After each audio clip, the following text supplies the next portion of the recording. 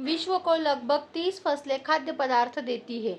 ये फसलें खाद्य ऊर्जा अथवा प्रोटीन का 95% उपलब्ध कराती है। किसी प्रजाति विशेष में एक समान जीन की विभिन्न पीढ़ियों में मिलने वाली विविधता आनुवंशिक विविधता कहलाती है। आनुवंशिक विविधता के फलस्वरूप ही विभिन्न प्रजातियों का जन्म होता है। विश्व के 100,000 कीट पतंगों की जातियों में से लगभग 60,000 जातियां भारत में पाई जाती हैं।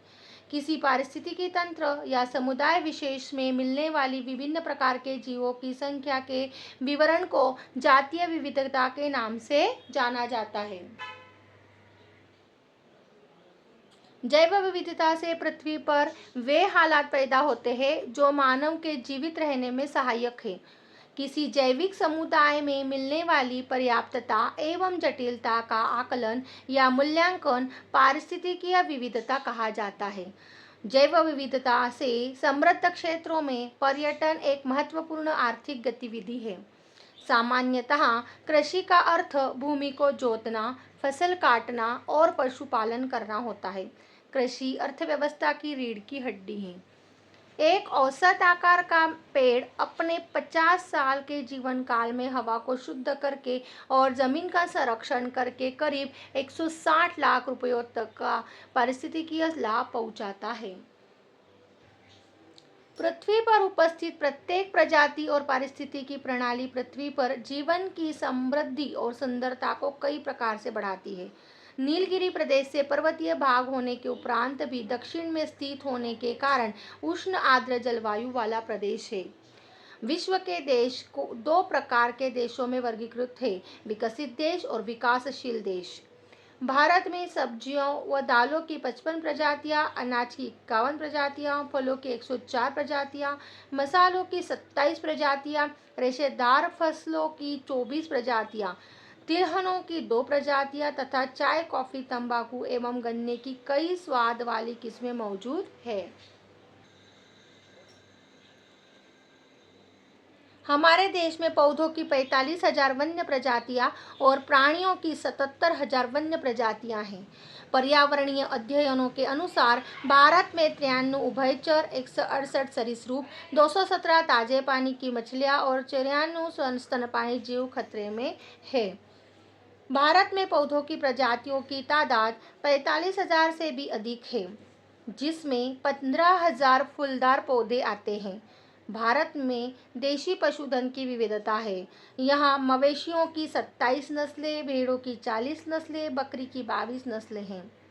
पश्चिमी हिमालय प्रदेश के वनों के साल, डाक, सैमल, बांस, ताड़, आंवला, पीपल, शीशम, गुलर, जामुन, बेर आदि के वृक्ष प्रमुखता से पाए जाते हैं।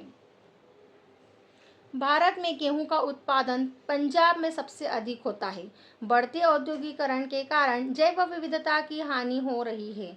दक्षिणी प्रायद्वीप भारत में 200 सेंटीमीटर से अधिक वार्षिक वर्षा वाले भागों में सदाबहार वन तथा अन्य भागों में झाड़ी युक्त जंगली मानसूनी पतझड़ वन पाए जाते हैं।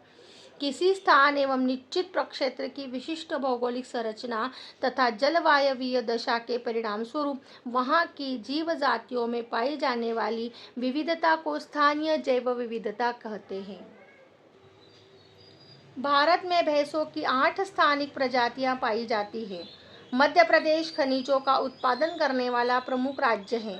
यहाँ बॉक्साइट, मैंगनीज, अयस्क कोयला, चूना, पत्थर के बड़े भंडार शहडोल, बालाघाट, मंडला, रीवा, सीधी, सतना, बैतूल, छिंदवाड़ा आदि जिलों में हैं।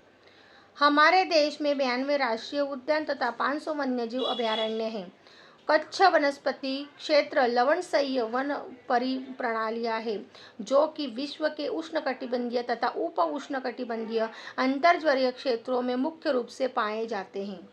वर्तमान में विश्व की कुल वनस्पति प्रजातियों की लगभग 7% तथा प्राणी जगत की 6% भारत में है।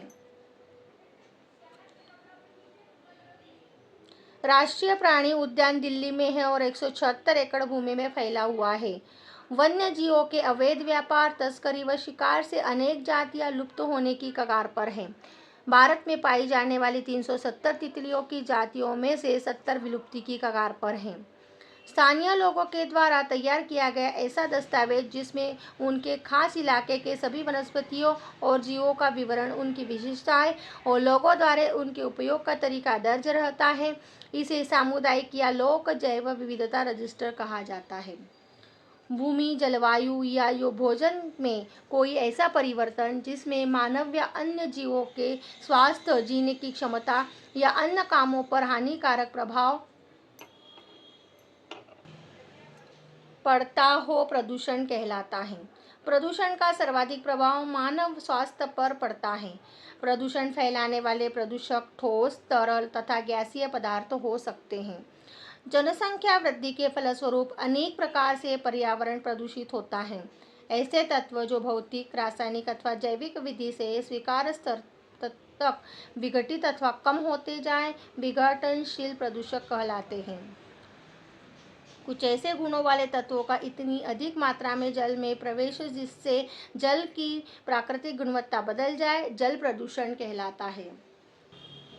जल प्रदूषण का सर्वाधिक शिकार मनुष्य एवं सूक्ष्मजीव होते हैं। सेवन करने से हैजा, तपेदिक, पीलिया, अतिसार, मियादी बुखार, टाइफाइड, पेचिस, आंत्रशोथ, मलेरिया, पोलियो, डेंगू जैसे घातक रोग व बीमारियां पनपती हैं। वायु प्रदूषण मानव स्वास्थ्य पर खराब एवं हानिकारक प्रभाव डालता है। जल प्रदूषण में सतही जल प्रदूषण, नदी, तालाब व झील, भूजल प्रदूषण और समुद्री जल प्रदूषण शामिल है। भूजल प्रदूषण का एक और कारक नाभिकीय डंपिंग या नाभिकीय अपशिष्टों का निपटान है।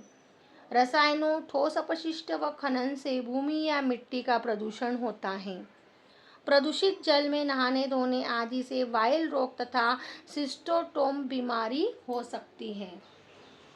मृदा प्रदूषण के कारण मृदा की उर्वरता में कमी आ जाती है। मनुष्य द्वारा विभिन्न उद्देश्यों हेतु किए जा रहे परमाणु विस्फोटों से उत्पन्न रेडियोधर्मी विकिरण से कैंसर जैसी बीमारियां बढ़ती हैं। रेडियोधर्मी प्रदूषण मुख्य रूप से वायुमंडल में बमों के विस्फोटक व परीक्षण के द्वारा, परमाणु शक्ति गृहों के अवशिष्ट कचरे द्वारा, परमाणु रिएक्टरों से होने वाले रिसाव आदि से उत्पन्न होता है। रेडियोधर्मी प्रदूषण से मानव के जीन एवं गुणसूत्रों में परिवर्तन हो जाता है। नाभिकीय पदार्थों की क्रियाशीलता द्वारा हुए प्रदूषण को रेडियोधर्मी प्रदूषण कहते हैं।